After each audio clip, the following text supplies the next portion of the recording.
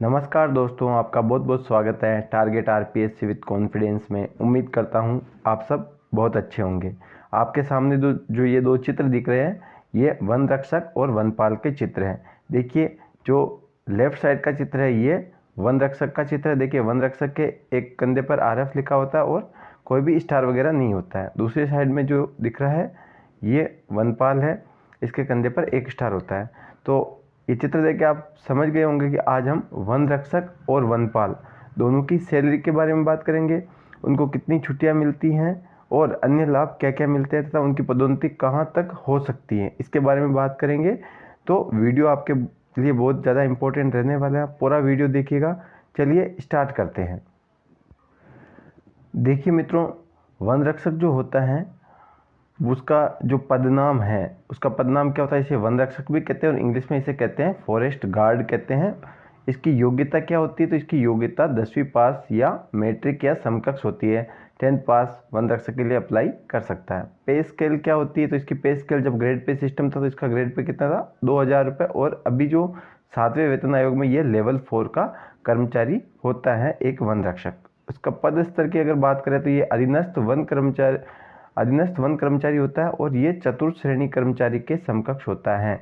एक जो वन रक्षक होता है वो चतुर्थ श्रेणी कर्मचारी होता है और वन विभाग का सबसे अग्रिम पंक्ति का या सबसे अंतिम पद का एक कर्मचारी होता है। इसके बाद अगर इसकी प्रोबेशन की बात कर लेते हैं तो इसका प्रोबेशन 2 साल का होता है। जब इसको नियुक्त किया जाता है तो 24 महीने तक ये प्रोबेशन यानी कि अस्थायी रूप से रहता है। एक वन रक्षक को जब एक प्रोबेशनर के रूप में नियुक्त किया जाता है तो प्रोबेशन में इसकी सैलरी कितनी होती है, तो प्रोबेशन में एक वन रक्षक की सैलरी 13,500 रुपये प्रति महीने होती है। और इसमें से भी पहले 1350 रुपये एनपीएस के रूप में कट जाते थे, लेकिन अब ओल्ड पेंशन सिस्टम लागू हो गई है तो अब उसमें कितनी कटौती होगी वो सरकार के दिशा निर्देश के अनुसार होगी, लेकिन 13,500 रुपये मासिक रूप से एक वन रक्षक को प्रोबेशन पीरियड में मिलते हैं। फिर देखिए, स्थायीकरण के बाद इसका जो बेसिक या मूल वेतन होता है वो होता है 19,200 रुपये, क्योंकि ये L4 का लेवल 4 का ये कर्मचारी होता है, इसलिए इसकी जो बेसिक होती है वो 19,200 रुपये होती है। प्लस उसमें डेयरनेस अलाउंस महंगाई भत्ता 31% वर्तमान में ये जोड़ दिया जाता है, तो ये कितना बन जाता है 19,200 का 5,952 रुपये। उसके बाद HRA ये कितना होता है, तो ये 9% होता है, 1,728 रुपये बनते हैं। अजमेर, जयपुर, जोधपुर, कोटा और बीकानेर में ये 18% होता है, तो इसका जस्ट डबल कर लेना है ना। और उसके अलावा देखिए, जो एक वन रक्षक होता है उसको वर्दी प्लस साइकिल का जो भत्ता है वो कितना मिलता है, वो मिलता है 200 रुपये ना, 200 रुपीज़। 50 रुपये तो साइकिल भत्ता और 150 रुपये वर्दी धुलाई का अलाउंस मिलता है। इस प्रकार एक वन रक्षक की प्रोबेशन पीरियड पूरा होने के बाद एक स्थायी कर्मचारी के रूप में प्रति माह सैलरी कितनी होती है, ये होती है 27,080 रुपये पर महीने की सैलरी होती है। इसमें कटौती अलग है जिसकी बात हम आगे करेंगे। देखिए, एक वन रक्षक को छुट्टियां व अन्य सुविधाएं क्या क्या मिलती है उसके बारे में बात कर लेते हैं। देखिए CL, ये 15 CL अवकाश होते हैं, आकस्मिक अवकाश है ना, कैजुअल लीव, ये प्रोबेशन पीरियड में भी मिलते हैं। बाकी अवकाश प्रोबेशन पीरियड में नहीं मिलते, प्रोबेशन पीरियड में मात्र 15 CL अवकाश मिलते हैं। उसके अलावा PL होती है, पेड लीव या प्रोवाइडेड लीव, ये कितनी होती है, तो वन रक्षक को ये 30 मिलती है, क्योंकि देखो टीचर्स वगैरह को तो 15 मिलती है, लेकिन वन रक्षक को 30 इसलिए मिलती है क्योंकि उसके अन्य कोई छुट्टियां नहीं होती है। उसके अलावा देखिए HPL हाफ पेड लीव, ये कितनी मिलती है, 20 मिलती है, अर्धवेतनिक अवकाश। और WPL विदाउट पे लीव, अवैतनिक अवकाश कितने मिलते हैं, तो ये अनलिमिटेड कितने भी अवैतनिक अवकाश जो है एक वन रक्षक प्राप्त कर सकता है।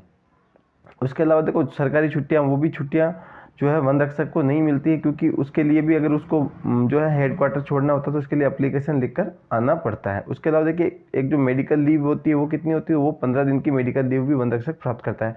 इसके अलावा अन्य सुविधाएं क्या क्या मिलेगी, देखो वर्दी मिलेगी, वर्दी के लिए कपड़ा मिलेगा, जूते मिलेंगे, बेल्ट, टोपी वगैरह सब वन विभाग से मिलता है प्रोबेशन पूरा होने के बाद, उससे पहले नहीं मिलता है। और प्रोबेशन पूरा होने के बाद दीपावली बोनस भी मिलता है। प्रोबेशन में ना तो दीपावली बोनस मिलता है, ना जूते मिलते हैं, ना वर्दी मिलती है, ये सब अपने को खरीदने पड़ते हैं प्रोबेशन पीरियड। नेक्स्ट हम बात कर लेते हैं वन रक्षक की कटौतियां और पदोन्नति के बारे में कि उसकी वेतन में से कितनी कटौतियां होगी और उसकी पदोन्नति कहां तक होगी। तो GPF जनरल प्रोवाइडेड फंड सामान्य भविष्य निधि में जो है 23,100 रुपये तक बेसिक वेतन होता है, तब तक कम से कम कितने पैसे कटेंगे, 1,450 रुपये। अधिकतम कर्मचारी के ऊपर होता है वो इसमें कितनी भी कटौती करवा सकता है। तो 1450 रुपये कम से कम इसमें कटेंगे। उसके अलावा SIPF में कम से कम 1200 रुपये कटेंगे, 23,100 रुपये तक, है ना, 1200 रुपये कटेंगे। और इसको 2 स्टेप बढ़ाकर 3000 रुपये तक किया जा सकता है ना, 1200, उसके बाद 2200 और 3000। तो ये कर्मचारी के ऊपर है, कम से कम 1200 रुपये तो कटवानी है, लेकिन उसको 3000 तक वो बढ़ा सकता है। उसके अलावा देखो RGHS Rajasthan government health scheme के अंतर्गत उसको 220 रुपये प्रति माह भी कटवाने पड़ेंगे, जिससे उसको स्वास्थ्य बीमा मिलेगा। उसके अलावा देखिए, अब हम कटौती की बात करें तो जैसे मान लो कि अधिकतम 3000 इसमें कटवाएगा, 3000 ही उसमें कटवा देता है, 6000 रुपये कटवा देता, तो एक वन रक्षक जो है वो 27,080 रुपये में से 5000 काट लो, चलो 22,000 रुपये उसको कैश हैंड मिलेंगे 2 साल के बाद, प्रोबेशन पूरा होने के बाद। फिर उसके बाद देखिए पदोन्नति की बात कर लेते तो इसका प्रमोशन कहाँ तक होगा, तो एक वन रक्षक भर्ती होने के बाद 10 से 15 साल बाद उसको जो है सहायक वनपाल बना दिया जाएगा। अगर ये मान लो कि अगर ज़्यादा पोस्टें ज़्यादा खाली है तो इससे पहले भी हो सकता है, लेकिन कम से कम इतना समय तो आप मान के चलो कि 10 से 15 साल बाद इसको असिस्टेंट फॉरेस्टर बना दिया जाएगा।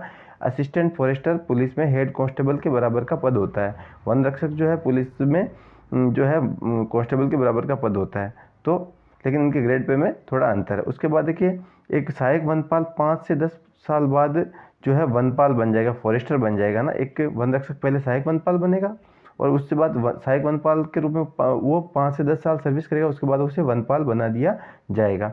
और वनपाल के रूप में वो 5 से 7 साल तक सर्विस करेगा तो फिर उसको रेंजर सेकंड ग्रेड बना दिया जाएगा, सेकंड ग्रेड वो रेंजर बन जाएगा। यानी कि ये मान लो एक वन रक्षक 25 साल की उम्र में भर्ती होता है तो वो रिटायरमेंट के लगभग 55-56 साल की उम्र तक आते आते या 60 साल से पहले लगभग वो सेकंड ग्रेड रेंजर बन जाएगा। यहाँ तक ही एक वन रक्षक की पदोन्नति के चांस होते हैं, इससे ऊपर मुश्किल से कोई एक आधा अगर फर्स्ट ग्रेड रेंजर बन जाए, क्योंकि सेकंड ग्रेड रेंजर के 2 स्टार होते हैं, वनपाल के 1 स्टार होता है और फर्स्ट ग्रेड रेंजर के कंधे पर 3 स्टार होते हैं। तो कोई भाग्यशाली वन रक्षक ही फर्स्ट ग्रेड रेंजर बन पाता है, बाकी जो भी वन रक्षक है वो सेकंड ग्रेड रेंजर बनकर रिटायर्ड हो जाते हैं। और नेक्स्ट अपन बात कर लेते हैं वनपाल की। देखिए वनपाल का जो पदनाम है उसे वनपाल या फॉरेस्टर कहते हैं, और जो वन विभाग की चौकी होती है उसको नाका कहते हैं। तो उसका ये वनपाल जो है इंचार्ज होता है, उसे नाका इंचार्ज भी कहते हैं, नाका इंचार्ज भी इसे कहते हैं। उसके अलावा इसकी योग्यता देख लेते हैं तो ये 12वीं पास या समकक्ष होता है ना, इंटरमीडिएट 12वीं पास या समकक्ष हायर सेकेंडरी पास होना चाहिए एक वनपाल को। इसका जो पे स्केल है वो कितना, इसका ग्रेड पे वाला सिस्टम था जब छठे वेतन आयोग में, तब ये 2800 ग्रेड पे कर्मचारी था, और अभी 7वें वेतन आयोग में ये लेवल 7 का कर्मचारी है। इसका जो पद स्तर है वो तृतीय श्रेणी कर्मचारी के बराबर होता है, ये भी अधीनस्थ वन कर्मचारी है। प्रोबेशन पीरियड इसका भी 2 साल का होता है और इसके कंधे पर 1 स्टार होता है वर्दी के ऊपर। अगर कोई भी आप वन कर्मचारी देखो जिसके कंधे पर 1 स्टार है तो वो मान लीजिएगा कि वो फॉरेस्टर है।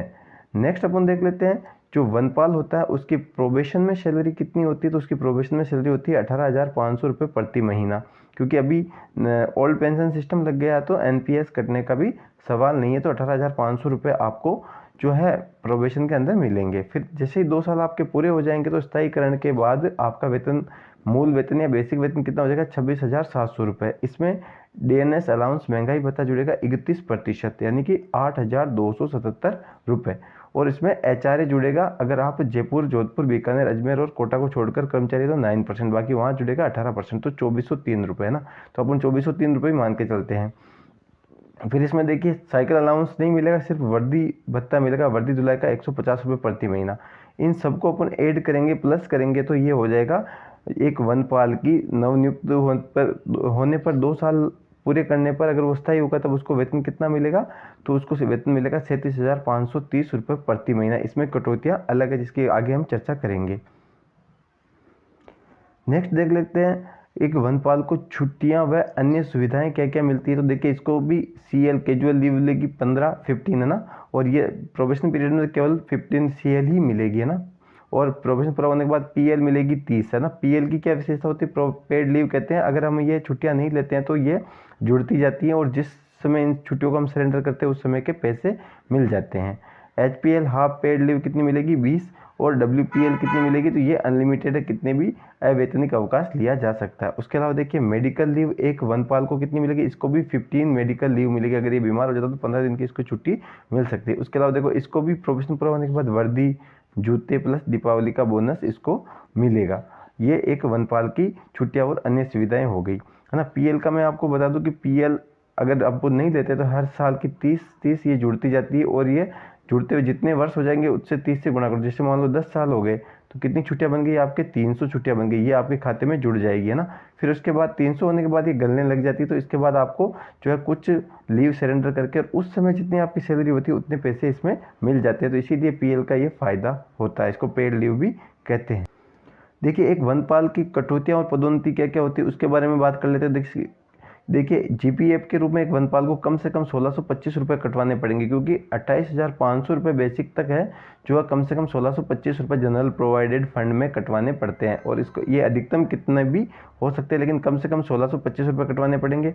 फिर SIPF में जो है इसको 28,500 तक इसमें कटवाने पड़ेंगे 1200 रुपये कम से कम, और ज़्यादा से ज़्यादा 3,000 रुपये कटवा सकते हैं, ये इसकी इच्छा के ऊपर है, लेकिन कम से कम 1200 रुपये तो कटवाने ही पड़ेंगे। उसके अलावा राजस्थान गवर्नमेंट हेल्थ स्कीम में इसको 220 रुपये का ये भी कटौती करवानी पड़ेगी, ताकि जो है मेडिकल की सुविधाएं मिल सके। तो ये तो हो गई कटौतियाँ। तो मान लो कि एक 37,530 रुपये एक वनपाल को टोटल मिल रहे हैं, उसमें से ये मान लो कि 3 ये मान लो और 3 ये मान लो 6,000 और 6,200 रुपये अगर कट गए, तो ये मान लो कि 6,530 रुपये में से उसको 30,000 के लगभग कटौती होने के बाद वेतन मिलेगा एक वनपाल को। अब देखिए पदोन्नति की बात कर लेते हैं। तो एक जो वनपाल है, वनपाल के रूप में भर्ती होगा फॉरेस्टर के रूप में, तो 7 से 10 साल की सर्विस करने के बाद वो रेंजर सेकंड ग्रेड बन जाएगा, है ना। उसके कंधे, वनपाल के कंधे पर 1 स्टार होता है और सेकंड ग्रेड रेंजर के कंधे पर 2 स्टार हो जाएंगे, ठीक है। फिर इसके बाद सेकंड ग्रेड रेंजर बनने के बाद अगर वो 6 से 9 साल की उसकी सर्विस होगी और पद खाली होंगे, तो उसको फर्स्ट ग्रेड रेंजर बना दिया जाएगा। 5 साल का नियम है। वैसे वनपाल से रेंजर सेकंड ग्रेड बनने का 10 साल का नियम है, लेकिन पद खाली होने पर उसको जल्दी भी बना दिया जाता है। लेकिन 7 से 10 साल अमूमन हम मान सकते हैं कि 7 से 10 साल के बाद ही उसकी जो है उसका प्रोबेशन होता है सेकंड ग्रेड रेंजर के रूप में। और सेकंड ग्रेड रेंजर 6 से 9 साल तक रहेगा, तब उसको फर्स्ट ग्रेड रेंजर पर पदोन्नत कर दिया जाएगा। फर्स्ट ग्रेड रेंजर के कंधे पर 3 स्टार होते हैं। उसके बाद जब ये फर्स्ट ग्रेड रेंजर बन जाएगा, 10 से 12 साल की इसकी सर्विस हो जाएगी फर्स्ट ग्रेड रेंजर के रूप में, तो इसको ACF बना जाएगा। ACF मतलब असिस्टेंट कंजर्वेटर ऑफ फॉरेस्ट, है ना, सहायक वन संरक्षक बना दिया जाएगा। ये एक RFS अधिकारी होता है। और देखो रेंजर सेकंड ग्रेड और फर्स्ट ग्रेड को तो बाइक मिलती है अपने क्षेत्र में घूमने के लिए, और जो ये ACF होता है इसको एक बुलेरो गाड़ी मिलती है। और जब ये ACF बनने के बाद अगर मान लो 10 साल लगभग ACF रहेगा, उसके बाद ये RFS यानी कि राजस्थान फॉरेस्ट सर्विस का DFO बन जाएगा, डिवीजन फॉरेस्ट ऑफिसर बन जाएगा, या DCF deputy conservator of forest, है ना, उपवन संरक्षक के पद तक ये पदोन्नत हो जाएगा। तो ऐसा मान लो अगर कोई भी वनपाल 25 साल की उम्र में अगर वनपाल बन जाता है, तो वो 60 साल की उम्र में जब रिटायर्ड होगा तब तक DFO तक उसकी पदोन्नति हो जाएगी। तो जो वनपाल है उसकी पदोन्नति के अवसर ज़्यादा है। वन रक्षक सिर्फ सेकंड ग्रेड रेंजर तक आकर रुक जाता है, और वनपाल जो है DFO तक पहुंच सकता है। अगर वो 20 से 25 साल की उम्र में, 25 साल से कम की उम्र में अगर वो भर्ती हो जाता है, तो वो DFO बनने का, पदोन्नति से DFO बनने का उसके पास चांस होते हैं। तो उम्मीद करता हूँ दोस्तों मेरे द्वारा दी गई जानकारी वन रक्षक और वनपाल की सैलरी के बारे में, उसकी कटौतियों के बारे में, पदोन्नति के बारे में, छुट्टियों के बारे में आपको पसंद आई होगी। अगर ये जानकारी आपको पसंद आई और अच्छी लगी है तो वीडियो को लाइक कर दीजिए, शेयर कर दीजिए और सब्सक्राइब कर लीजिए चैनल को, और बेल आइकन दबा दीजिए ताकि आपको ऐसे ही जानकारी भरे वीडियो मिलते रहें। वीडियो देखने के लिए बहुत बहुत धन्यवाद। वन रक्षक और वनपाल की भर्ती चल रही है, तो आप फार्म नहीं भरा तो फॉर्म भर दीजिए और मेहनत करते रहिए। आप भी इस पद पर पहुंच सकते हैं। मेहनत करते रहिए, सफलता आपको अवश्य मिलेगी। जय हिंद, जय भारत।